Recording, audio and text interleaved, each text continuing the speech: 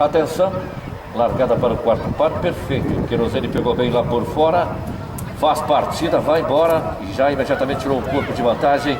Uma briga pela segunda colocação, jogo do bem por dentro, força a segunda colocação com o Casagrande terceiro, Finecense em quarta, Perfect Store quinto, avançando, tomando a quarta colocação, ficou quinto, Finecense. Lá no fundo do lote vão ficando Clisman, Last Moment, também vai ficando Cautivo e ficou Ronaldão. Agora assumiu a primeira colocação por junto da cerca interna, o jogo do bem lá por fora, Querosene ainda é o ponteiro, vai fazer a diagonal, fez a diagonal, vai surgir na frente, foi embora. Querosene, vários corpos de vantagem para jogo do bem na segunda colocação, Cautivo avança, toma a terceira colocação, a briga é enorme, depois vai ficando ali por fora o Casagrande. Assim baixaram os 600 finais da prova, Querosene em vários corpos. O Cautivo avançou forte, vai tentar buscar o ponteiro com o jogo do bem terceiro, o Casagrande em quarto, o Perfect Store em quinto, em plena reta, Querosene, vários corpos de vantagem.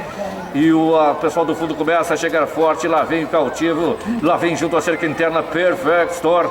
Querosene esmoreceu muito, o pessoal vem chegando forte, Cautivo avança com apetite, a briga pela primeira colocação, na ponta, Querosene se defende do Cautivo, Querosene, Cautivo e Perfect Store, Querosene, Cautivo, vai tirando cabeça de vantagem, lá por dentro, Perfect Store se defende, que Cautivo, Querosene, cruza uma faixa final, 8-9.